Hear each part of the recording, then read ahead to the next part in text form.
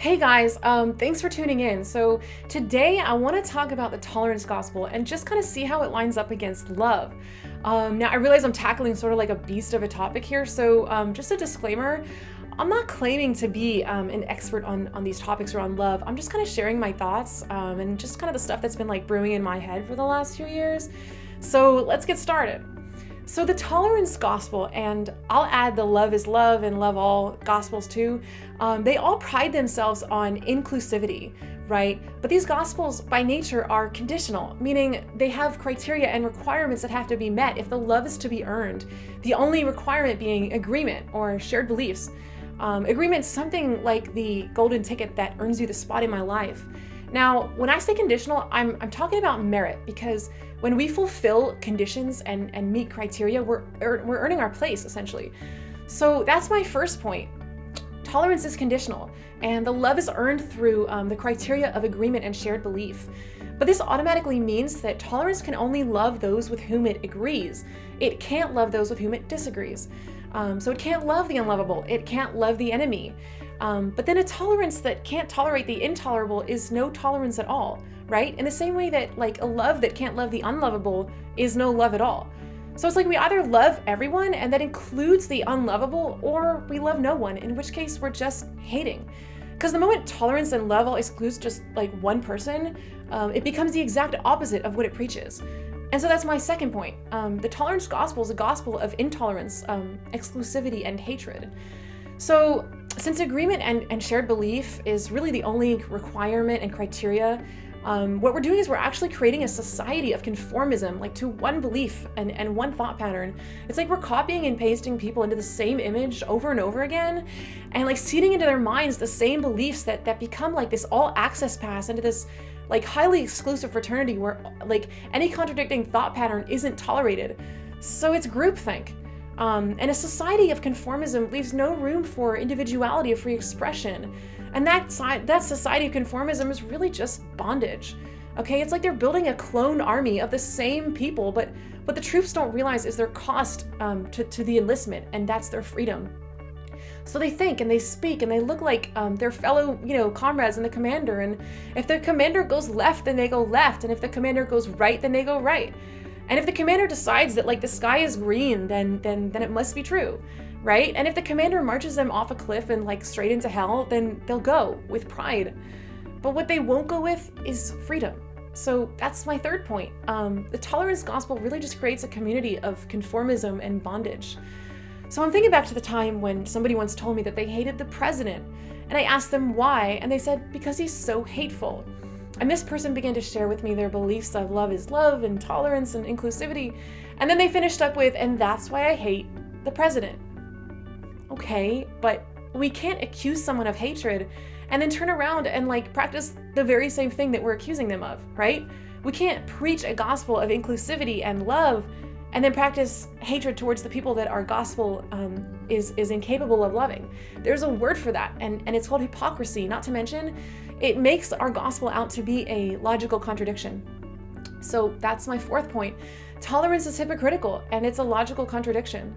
But I want to go even deeper, because if we can only love those who agree with us, we're not loving the person. We're just loving our own thoughts and opinions coming out of their mouth, right? We're really just loving like the reflection of ourselves that we see in them, as if we're looking into a mirror. So we're just loving ourselves, and that's not love at all. It's just self-worship.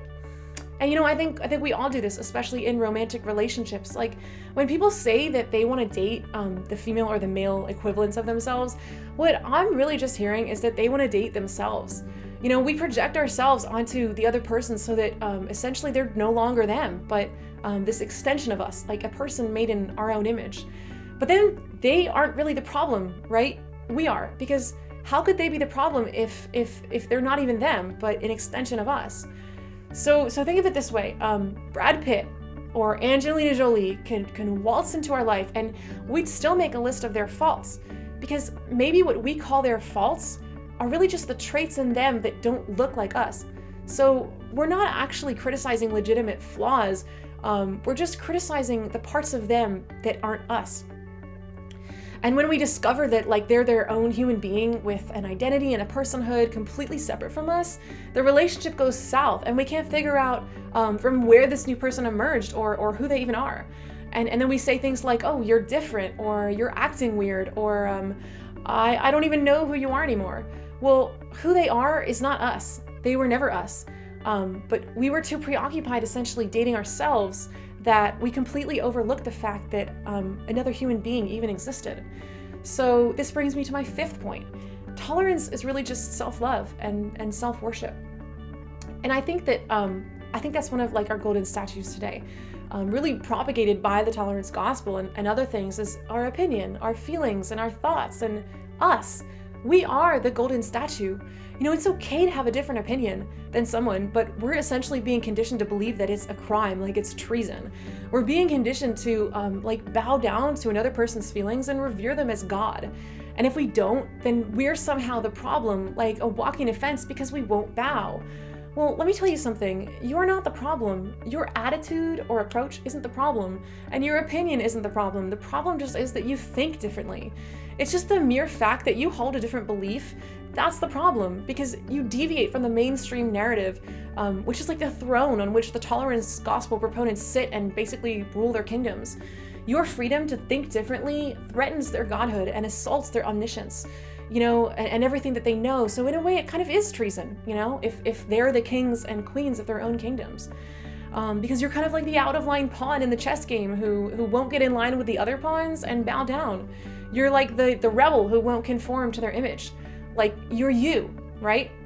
You're not a mirror that reflects them. And that kind of makes them one less mirror short of being God. So that's my sixth point. Tolerance makes us into gods and golden statues. It's not others focused, it's us focused. It's not so much that like we're agreeing with another, it's that they're agreeing with us. Like, it's not so much that we're agreeing with CNN or Fox or your news station, it's that it's agreeing with us. And we only agree with what agrees with us. So it's kind of like we are the gold standard that everything else has to measure up to, so that ultimately our beliefs and opinions and even other people become our subjects and our servants that just worship us and glorify us. Okay, so let's see how all of this lines up against love. One of my favorite quotes is by Thomas Merton, and it goes like this: "The beginning of love is to let those we love be perfectly themselves and not twist them to fit our own image. Otherwise, we just love the reflection of ourselves that we find in them." Does that sound familiar?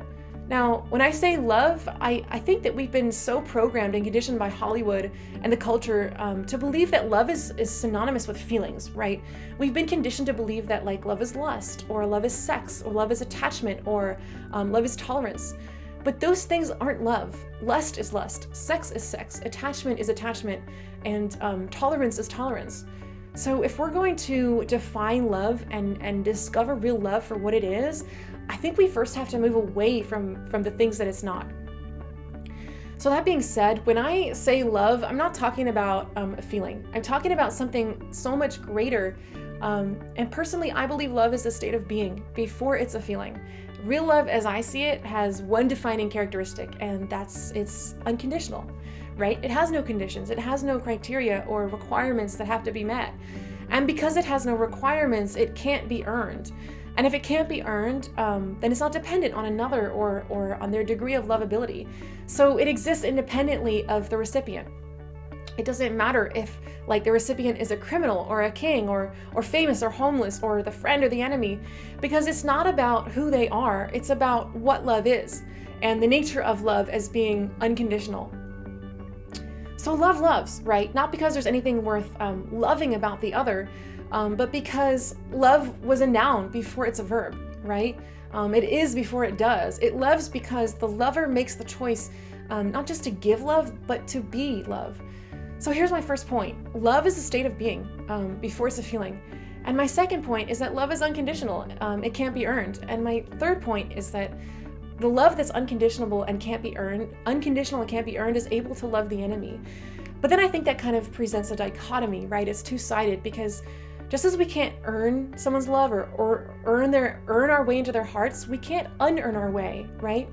So that unconditional love can persist and endure through hard times and through challenges, and especially through differences and disagreements, because there's nothing we can do to earn unconditional love, and there's nothing we can do to unearn it.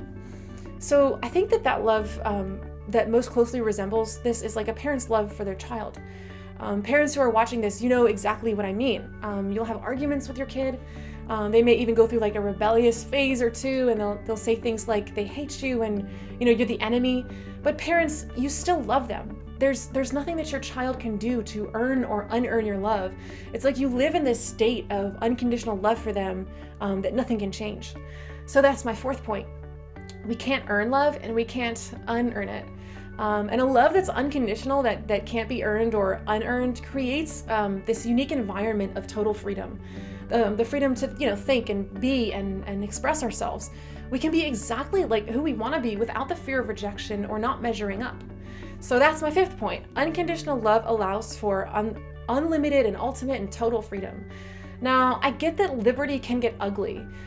So when I say like unconditional love allows for ultimate freedom, I'm not advocating using our freedoms for wrong or bad reasons, right? I'm not advocating misusing our freedoms or taking advantage of the unconditional love that someone gives to us.